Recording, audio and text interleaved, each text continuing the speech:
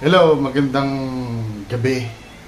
So, ibang video ang gagawin natin. Papakita ko sa inyo yung mga ghost hunting device na budget friendly na pwede nyong gawin. Ito, gumawa ako ng sarili kong kit eh. Start tayo dito sa bag na to. Ang brand niya, Hawk. Sale siya 1,300. Need nyo ng malaking bag kasi nandito lahat ng mga ginagamit ko. So, start tayo dun sa pinaka-importante, yung sound. Unang-unang papakita ko sa inyo sa mga nabili ko. Itong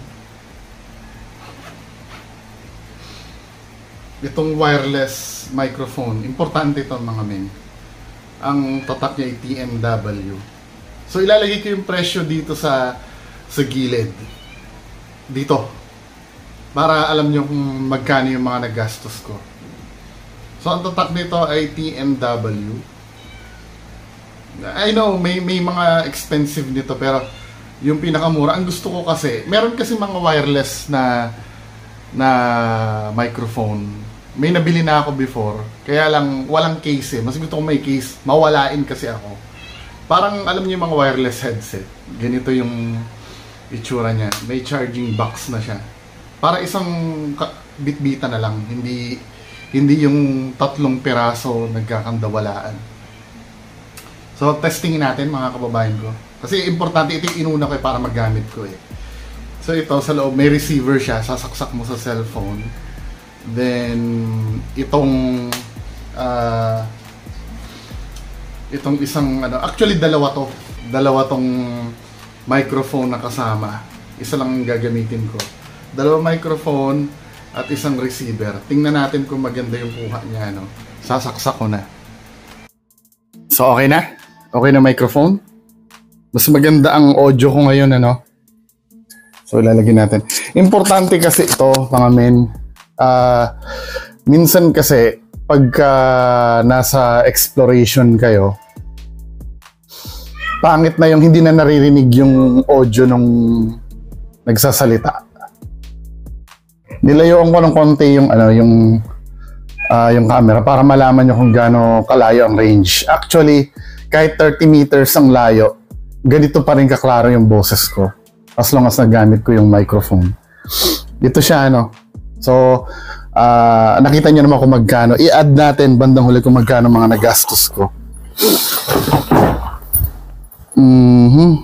Susunod na, na kit na nandito.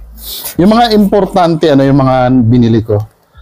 Actually, meron na ako mga, yung mga cellphone na luma. Ito yung ginagamit kong camera ngayon para different yung angle niya. Iba-ibang angle yung makukuha. Pagka umunlad-unlad tayo, bibili tayo ng, ng mga camera. Next.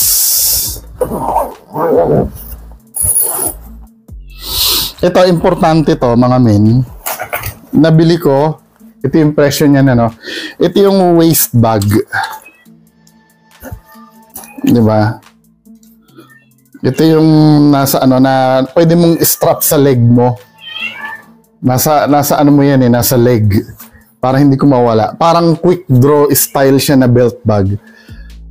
Maganda tong gamitin para anytime yung mga katulad ng mga EMF reader mo nandito lang sa tabi yung mga ipapakita ko presyo dyan para kung gusto nyo rin bumili para pag naglalakad kayo hindi na kayo lagi may daladalang bag kasi yung mga bag na ganito kabigat iiwan mo na sa sa sasakyan sa mismong ito lang ang daladala mo nandito na lahat.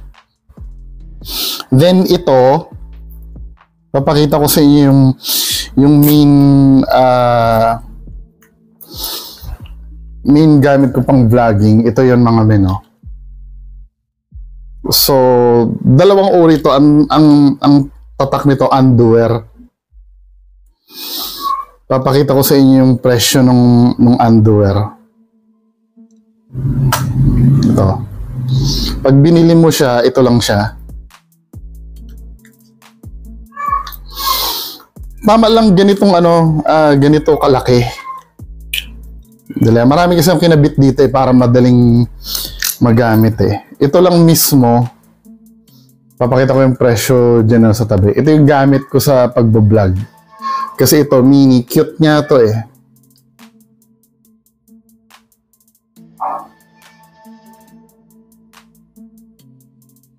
Cute to Mini tripod siya. 'Di ba? Para if ever na gusto mo siyang ipatong kung saan-saan, katulad niyan tatayo siya. Ngayon kung ito lang, hindi naman ito hindi ito gagana ng ito lang. Kailangan bumili ka ng cellphone holder. Ito, andyan na ulit yung price sa gilid. Ito yung bilhin niyo mga men. Kasi ito, nasa-swivel to pwede siyang patagilid.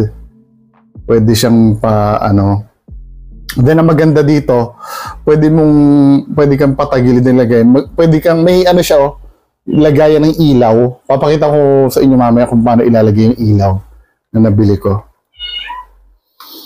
So ito, ikakabit nyo dito. Yan, basically ito yung pang vlog, then ilalagay nyo yung cellphone nyo dito. Yan, meron na kayong pang vlog.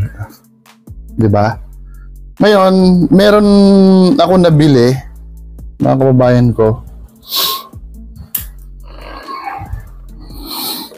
Ito, dalawa nabili ko nito So, ito yung price niya sa tabi, dalawa.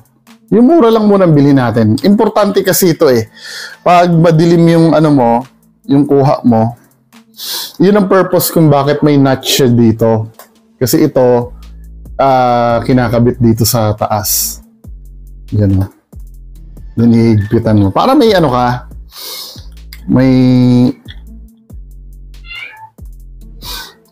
para mayroon kang, ano tawag dito? Ilaw. Pwede mong buksan yan Pwede mong palakasin. Depende kung anong lakas ang gusto mo. Para may ilaw ka. Ngayon, ako hindi ko naman ginagamit ito. Ginagamit ko to sa sa static camera. Sa static, mamaya papakita ko sa static camera na ginagamit ko. Kasi ang ginagamit ko dito sa sa cellphone, itong bigay ni Sir Lance na flashlight. Nikron yung tatak. Wala akong ginastos dito, binigay lang ni Sir Lance to. Malakas to na-adjust din yung lights nito Pwedeng pahinaan, palakasan, 'di ba? Then ito, bumili ako ng flashlight holder. Makikita nyo to. Ilalagay ko na naman ulit dito yung kung magkano nabili. 'Di ba? Ito yung kinakabit ko dito sa sa aking vlogging rig. Kasi actually pang bike dapat to pero nilalagay ko dito at least meron para mas compact kasi ito pag ito yung ginagamit kong pang vlog. So ito yung kit Then finally, dito sa personal na vlogging kit ko, bumili ako nito. Pang mineral water dapat to Ito ang purpose nito, mga kababayan ko, nilalagay mo sa belt para anytime pag magvo-vlog na nakasabit lang siya sa belt mo. Nakalagay siyang ganyan. Tapos naka-attach siya. Ito nakalagay sa belt mo para nakasabit lang. Pag magvo-vlog na, kukunin mo na lang ng ganyan. Ready to vlog ka na. So ito yung personal ko na pang vlog. Ito lang mismo. Yan. Ngayon, dako tayo doon sa mga tripods. Bumili ako nito, Maganda to tong tripod na to, men. Papakita ko dito kung magkano ko nabili. Yan. Yan yung price.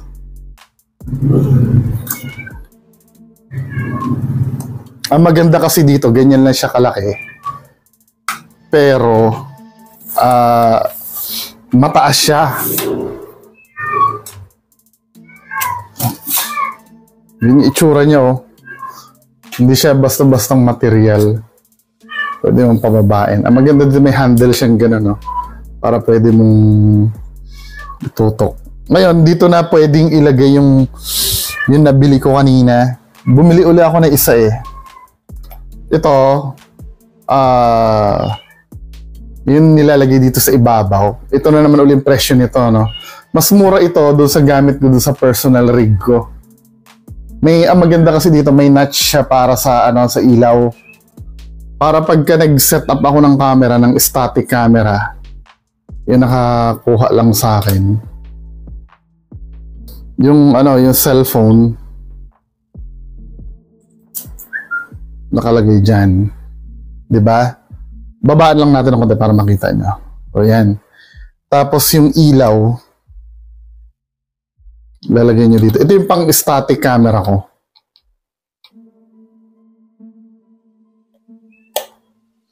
Para nakatutok lang siya habang may ginagawa ako. Hindi magalaw yung camera. Natutunan ko to kay Shaman Tope, yung kahalagahan ng static camera eh. Na-adjust din ang brightness niyan. So next, ano ba yung mga nandito pa sa bag ko? Ito, importante din to. Ito yung chest rig ko naman. Ito yung presyo niya, no, nandyan. Ang kasi dito, ang problem ko minsan, ako kada vlog ko natututo ako kung ano yung mali na ginagawa ko eh.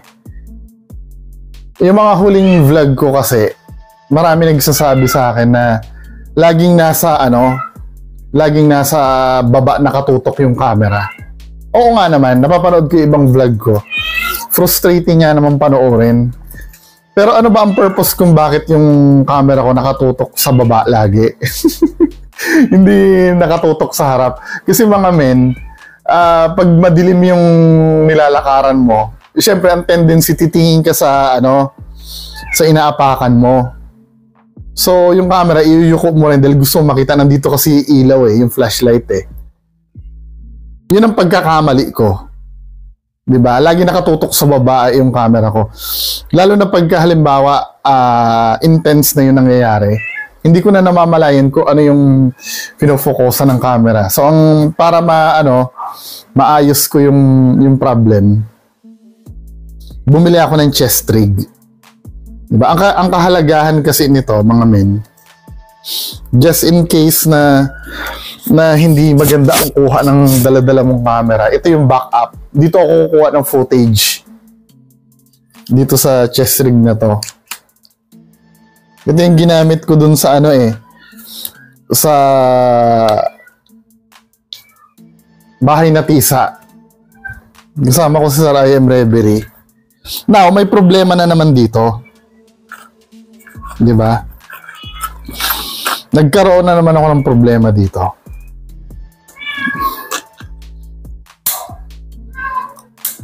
Ito, mamimake sure na meron talagang camera na nakatutok sa harap.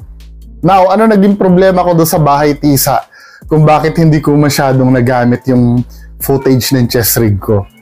Sobrang dilim naman ang kuha. Ang problema naman, ilaw. Kaya ginawa ko, bumili na naman ako ng, may ilaw na ako isa para sa static camera. Bumili ako ng isa pang ilaw uli. Dito naman para dito. Lalagay ko sa ibabaw. Yan.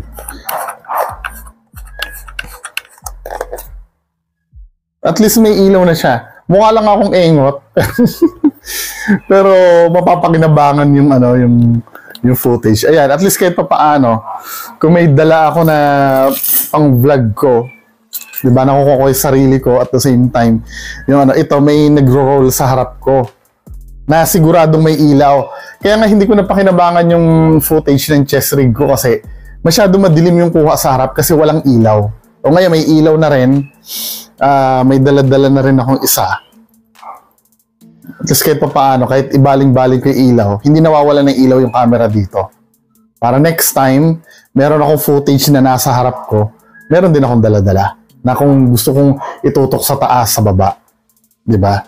At meron pa tayong static camera na makikita yung buong pangyayari. Diba, men? Okay ba? Ito yung mga simpleng ganito, dapat napapaghandaan eh. Kasi hindi mo mamamalayan minsan kung ano yung makukunan mo sa camera. Kaya dapat halos lahat ng angulo meron. So tabi na natin to.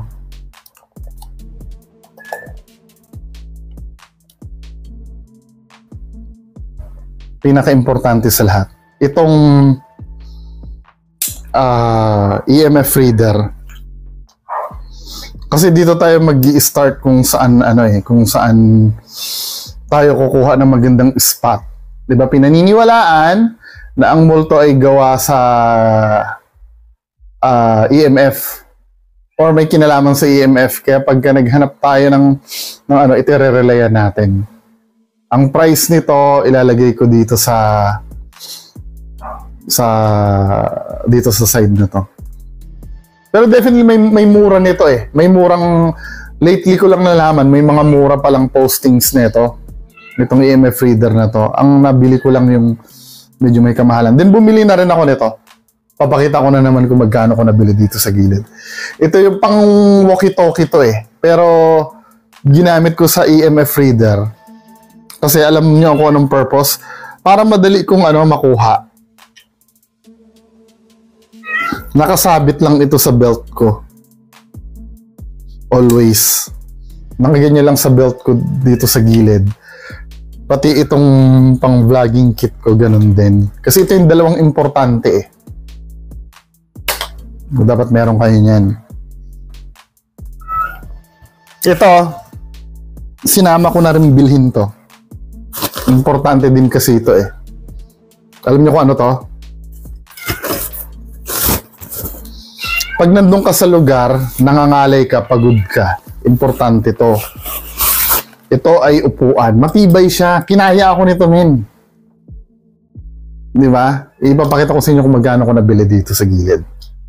Importante to na may mauupuan ka. Di ba? Ito, since wala tayong music box or kahit na bumili rin ako nito. Yung motion sensor. Natutunan ko to kay Sir I.M. Reverie eh. Ito, motion sensor din. Same concept ng music box. Ito yung price niya sa gilid. Bumili ako nito. So, pag inon mo siya, mag-aano muna siya, Hintay muna mag-steady. Pag nilagay mo to sa isang lugar na nakaano lang, pag may dumaan sa harap nito, original ito, ginagamit to sa pintuan eh. Pag may papasok sa pinto. Pero ito, pwede rin gamitin sa ghost hunting. Pag dumaan sa harap. Delay. Diba? So, isa ito sa pwede magamit. Yung natin, motion detector. Then, ano pa ba yung mga nandito? Yung the rest na ginagamit ko, matagal ko nang dala-dala. Katulad ng power bank, yun, importante yung power bank para may extra battery kayo. Kasi minsan, oras ang footage na kinukunan nyo. At ito, shoutout pala kay Sir Lance, Ang ganda nitong flashlight na binili sa akin. Liwanag nito, men. You know?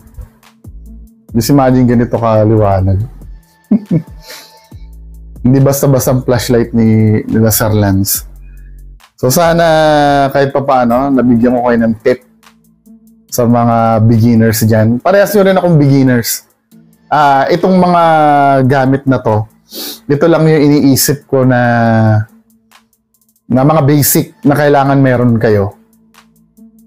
Hindi, huwag kayo magre-rely sa cellphone app sa mga ghost tube. For me, pero kung trip nyo yun, gamitin nyo. Pero sa akin, mas accurate pag ito yung mga ginagamit. No? Pang-dagdag betchy na lang kasi yung mga ghost tube spirit talker. For me, wala kasing credibility sa akin yung mga yun. Oo nga pala, may mention ka na, binigyan ako, kahit hindi ako pabor dito, binigyan na rin ako ni Sir Riv nito. Ditong motion ball. Salamat, Sir Riv. Shoutout sa'yo. Isa ka rin sa tumulong sa akin. Actually, meron pa akong biniling iba, kaya lang hindi compatible eh. Katulad nito, sayang, no? Yung infrared device. May built-in kasi na infrared filter yung mga cellphone, kaya hindi ito gumagana eh. Sayang. Ito pa naman ang bili ko dito kung magkano. Itong underwear na infrared light. Hindi siya gumagana sa cellphone camera eh. Supposed to be, ang purpose nito,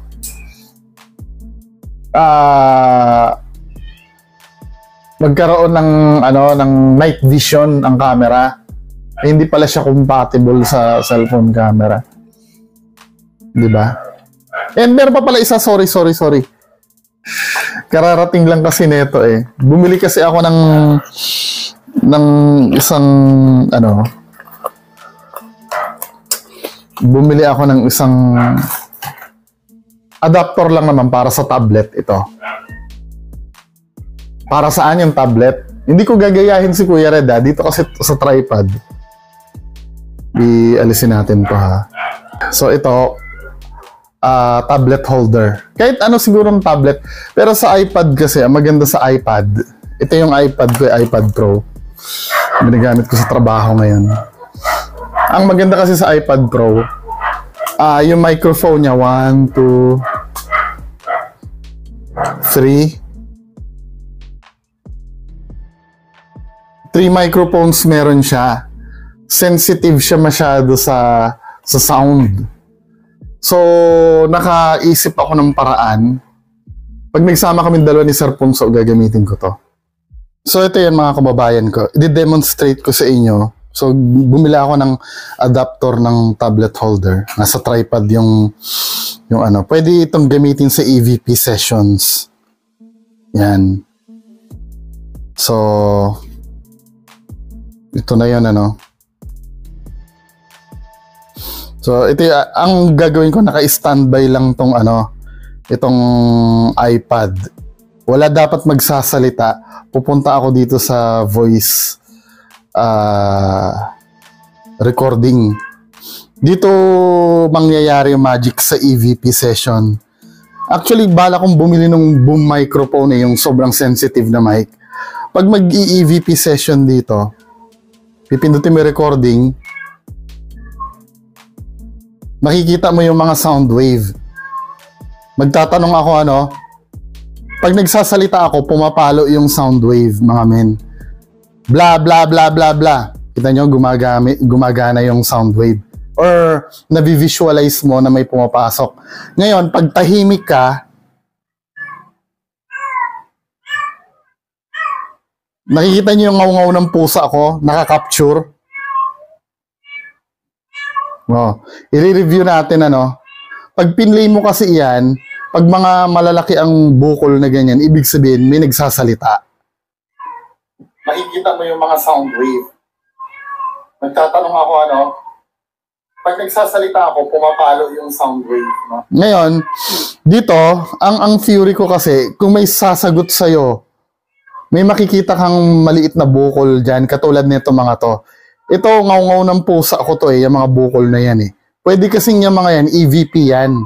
Hindi natin kailangan pakinggan lahat-lahat. Ang titingnan na lang natin, yung mga bukol na yan. Diba? Full volume ko yung iPad.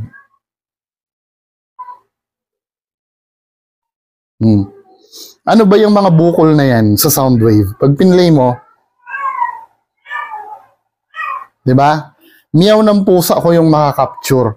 So kung sa silent na lugar, biglang may makikita kang bukol dyan. Ibig sabihin yan yung reply ng kaluluwa or ng multo. Diba? Well, in theory, yun yung naiisip ko. Kaya bumili ako nung adapter sa ano sa tablet. Kasi nakita ko yung sensitivity ng ano eh, ng recorder ng iPad eh. 'Di ba pag tahimik straight lang yung line. Pag may bukol, may sagot. Halimbawa, tatanungin ni Sir Ponso, sino ka?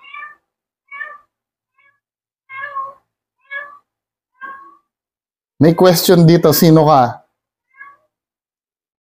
Sino ka? Ngayon, makikita natin dito, may mga maliliit na bukol. So, may ibig sabihin, may sumasagot dyan. Pero pag pinlay mo dito, since maingay yung mga pusa ko, meow-meow ng pusa yung maririnig mo. Nagigets nyo na mga men? Ay, hindi nyo pala nakikita, hindi nyo pala naririnig kasi nakalapel ako, no?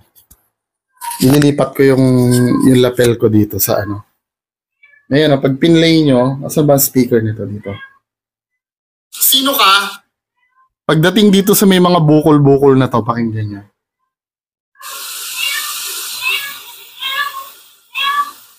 Diba? Ibig sabihin, meow-meow ng pusa ko yun, men. So, in theory, pag may nakita kang bukol dyan, boses ng multo yun. So, yun lang ang na-share ko sa inyo na pwede kong gamitin sa susunod na exploration next time, no? Sana makakuha ng magandang result. Kasi pagka ginagawa mo to, dapat natututo ka doon sa mga dating mga dating nagawa mo eh. 'Di ba? Yun dapat ang ginagawa ng mga ghost hunter na seryoso. Diba? At ini-improve. Hindi yung pwede na yan, may camera, may kakalabog. Di ba, men? Anyway, yan lang po muna. Maraming salamat. Bye-bye.